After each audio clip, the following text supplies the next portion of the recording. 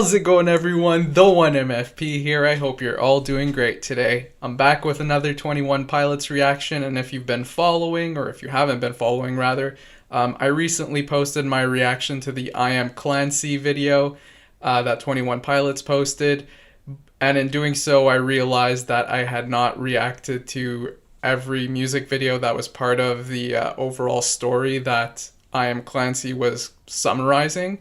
So based on that fact, as well as based on the comments that some of you left on my I Am Clancy video, I figured I would go ahead and react to Saturday and The Outside, which were the two music videos that I had not yet reacted to. So I've reacted to Saturday. At the time of me recording this, I haven't actually posted that video yet. But of course, once this video is posted, that video will have been posted as well. So I should have all the reactions up before the release of the new single, so I'm definitely looking forward to that. Can't wait to see where they go with the story as well as with the song itself in terms of the sound of it, in terms of the subject matter. There's just so much curiosity around that. So I'm very much hyped about all that. But before getting to that, I have to react to this music video. And if you are new to my videos, or maybe you're unfamiliar with my content, I have already reacted to The Outside, and that was part of the album reaction I did for Scaled and Icy. So I'll have a link down below so that you could see my initial reaction to the song. This reaction is mainly going to be about the music video, the things I see in it, the things I notice, and what I make of it. With that said, before actually getting into the music video, just in even pulling it up, I noticed that it's almost 7 minutes long. It's 6 minutes and 44 seconds long. The Outside, the song, is definitely not that long. Like, it's somewhere in the 3-minute region, like probably between 3 and 4 minutes long. So this music video is almost double that in length. So I'm assuming that at least half of this is gonna involve cinematic things. But yeah, I don't know, we'll see. Let's just jump right into this music video. Oh, there's Trash, this glowing yellow eyes. And there's the Bishop. So now we definitely see that Trash has been controlled. Okay. Right, okay. It's pretty violent. Oh, wait, what?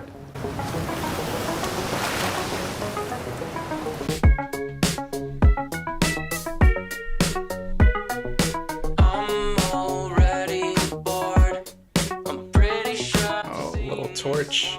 I've got a long drive. I'll take my eyes so I don't fall asleep again. Singing up and down. They're nodding. Heads are moving up and down. You got it. Kids will try to take my vibes. Or am I on the outside?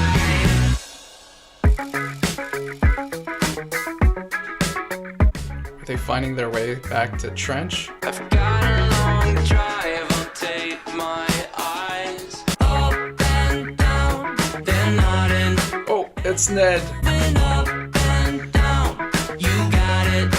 Everybody stand in line, one by one. Take a hit, join the club. Am I on the outside? There's Ned.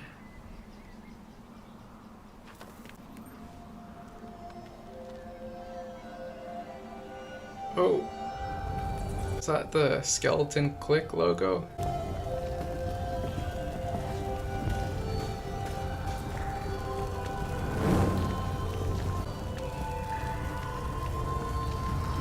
Alright, so I think this is the tunnel we saw in Nico and the Niners. Wait, what? Multiple Neds?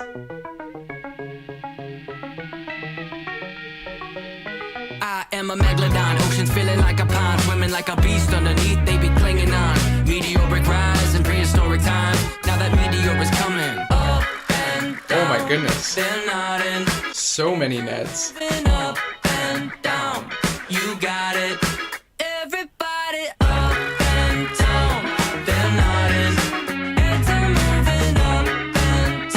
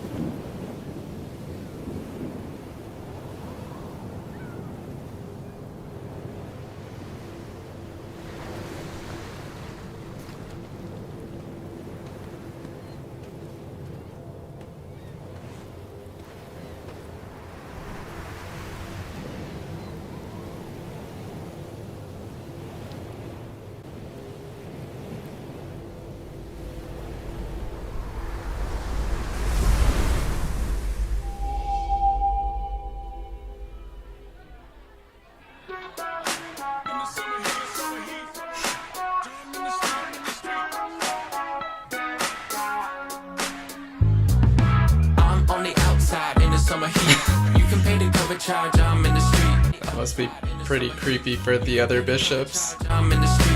Little did they know that they can't touch me. I'm vibing, vibing,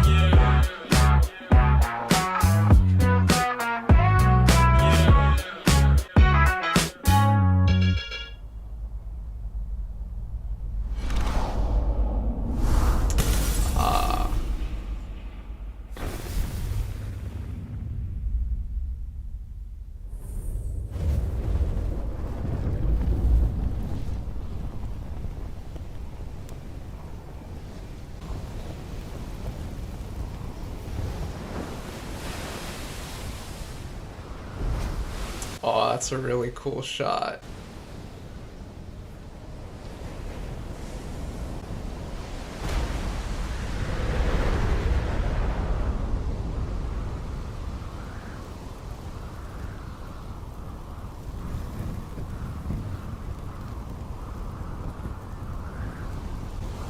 What's that? Oh, what? Man, those flashes were way too quick. I couldn't see what that was. Hold on, I'm gonna rewind just a little bit to get an actual glimpse. Okay, these were the two people. What video was that? Was that from, I think that was from Nico and the Niners.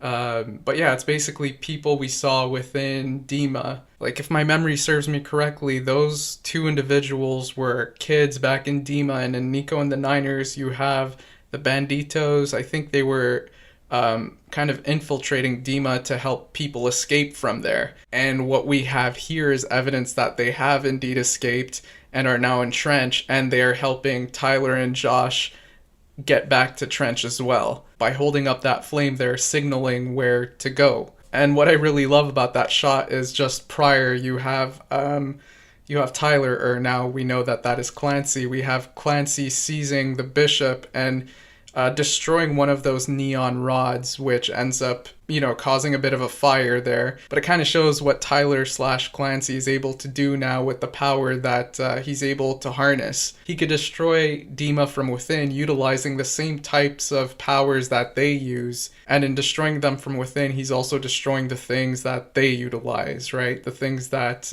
they use to influence people. I would think that that's what those neon rods are representative of, because if they're kind of the bishop's substitute to the flame, which we've come to find that the flame holds an important significance to the Banditos. This is their substitute to it. It's their argument for why they also hold something of important significance that can appeal to the people who choose to stay in Dima. But anyways, with this video, we definitely see that it is indeed a bishop that controlled Trash when Trash hit the submarine and helped Tyler and Josh escape.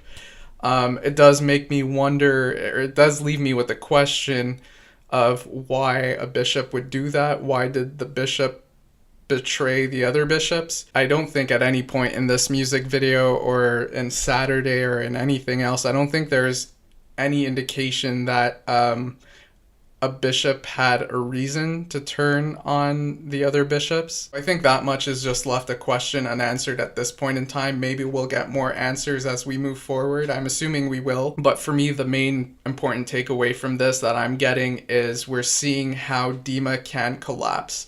Part of what makes the bishops so strong is that they are united. They're like this united front of multiple different fears that are collaborating with each other to take a hold of a part of Tyler's mind, and that'll try and drag as many of his people and as many of his thoughts to where they hold the most power. If he can somehow create a division between them, he can then regain power, at least in that part of his mind as well. He can reduce the amount of influence that they have, or the amount of influence that those negative thoughts and those fears can have. He could create a distinction between them and target them individually. And given that one of these bishops has now been taken down, it kind of signifies to me that one of the fears has been conquered. He has been able to overcome a certain something, and now the fears have one less ally. And another thing I found to be interesting from the music video is we have Ned holding an important role. And interestingly enough, it doesn't seem like Chlorine is part of the story playlist that 21 Pilots has up on their YouTube. I don't think Ned appears in any of these other music videos.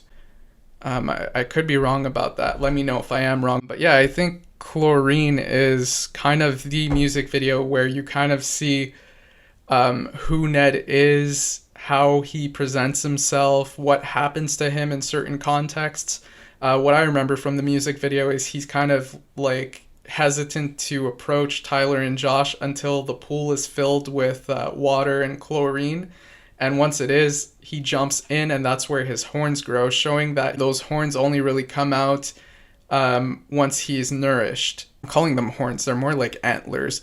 But yeah, they only really come out once he's in the pool, in the water, in the chlorine. And at that point, he has strength, and he is able to be of assistance to Tyler a little more. He's keeping Tyler company. Keeping Tyler company in the context of that music video, I think, is really important because it basically ends, or almost ends, at a portion where he's in a swimming pool that's completely empty.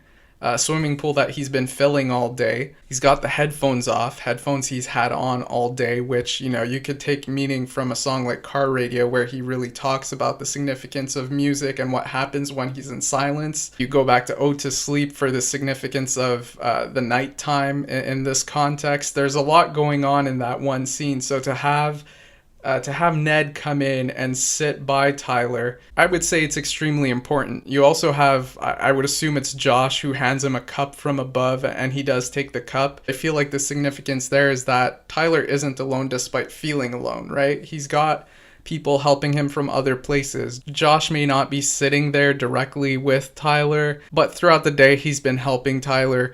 When Tyler's alone in the swimming pool there, he still finds a way to help Tyler out by offering him that cup, a cup which Tyler ends up sharing with Ned. And Ned seems to have more of an inclination to, get close to Tyler and stick by his side because Tyler has proven that he's on Ned's side. So there we got a glimpse into a theme that we've seen Tyler talk about time and time again through the music. He's talked about the importance of a support system. He's talked about the importance of realizing that you have people that care. He's talked about the importance of family and friends. He's even dedicated songs to some of those people directly in the albums. So fast forwarding all the way here to The Outside and this music video, we kind of see how that relationship works, right? It's a cycle as well. He's helping out people.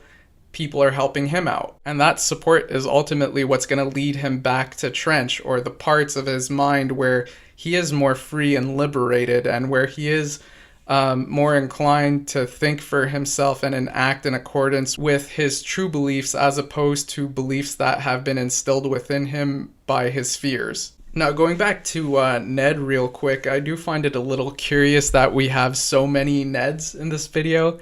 I don't know if I missed something along the way, but I don't recall there ever being any indication that there was more than one Ned. So that's definitely pretty interesting. It caught me by surprise. But now we're getting a little more insight into various characters, right? We have Ned, who's representing something. We had the dragon, Trash, that was representing something. I kind of went over what that was to me in the last video on Saturday. I think in a way Ned represents something similar but different at the same time. What distinguishes, I would say, Ned from Trash is more destructive by nature. His purpose to me seems to be destroying whatever world Tyler is stuck in at any point where he's completely lost perspective of the outside world or of reality. And I don't think there's much control over how he destroys it. He just destroys, and that sets Tyler free. Now, I guess one thing that kind of puts that idea into question is that what Trash actually does, or is that what Trash does when somebody is in control of him? Because, by watching this video, we see that Trash was actually seized by a bishop. But either way, I do think there's significance to the fact that the bishop chose to seize Trash the Dragon to do such a thing.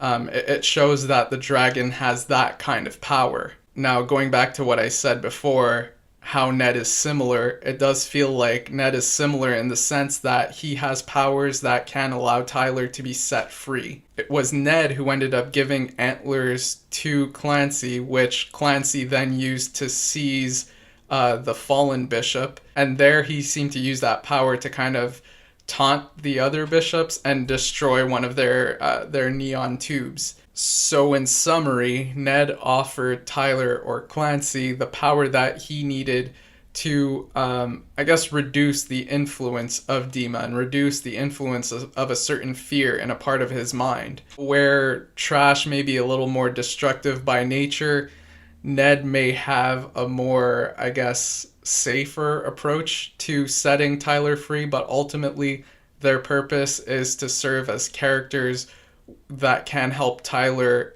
and Clancy be set free. Well, I think that pretty much concludes what I saw in the music video. But just to reiterate something I said, I was under the impression that Tyler was utilizing Clancy, I should say. Clancy was utilizing the power in a very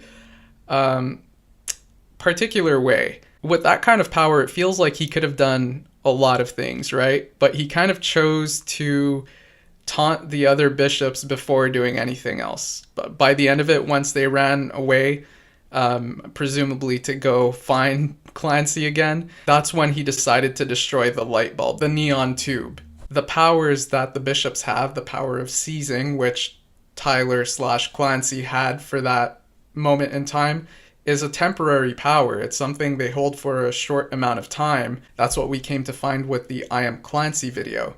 For the short amount of time he had, he chose to utilize some of that time to taunt the bishops. That brings me straight back to the attitude he had in Levitate, right? Where we really felt like there was a certain arrogance to what he was saying and to how he was behaving. He was essentially calling the bishops cowards, saying they only come through when the hour's late and everyone's asleep. It's like if the people are enlightened enough, the bishops just don't really have power. And interestingly enough, I say enlightened, the other day, after having reacted to the I Am Clancy video, I was kind of wondering what Clancy actually meant.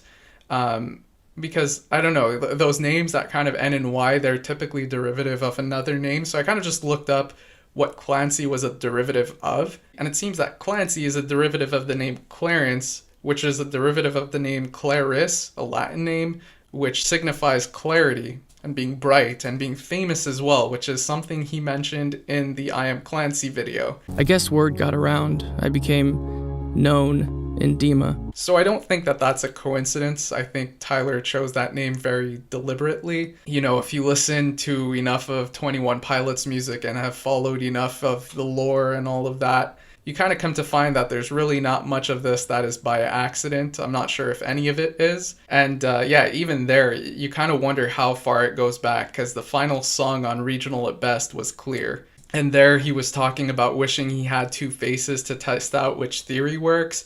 You kind of wonder if Clancy is that other face, because we kind of just assumed, or at least I kind of assumed, that the other face was Blurryface. No, if we move enough into the future, we come to find that Nico/Blurryface is a distinguished enemy that has other allies that are similar in nature. But it truly feels like Clancy is that other face he's created to better navigate the world he's created in his mind. It's a character that's designed to offer him clarity in a world that he's created where there's all these characters that are trying to impose their negative thoughts on him and kind of shroud his thoughts in clouds of darkness. But anyways, rewind a little bit. I was talking about how Tyler/Clancy chose the path of, a path I would say that involves arrogance to regain power. And with that in mind, I do like that the song implicitly has a section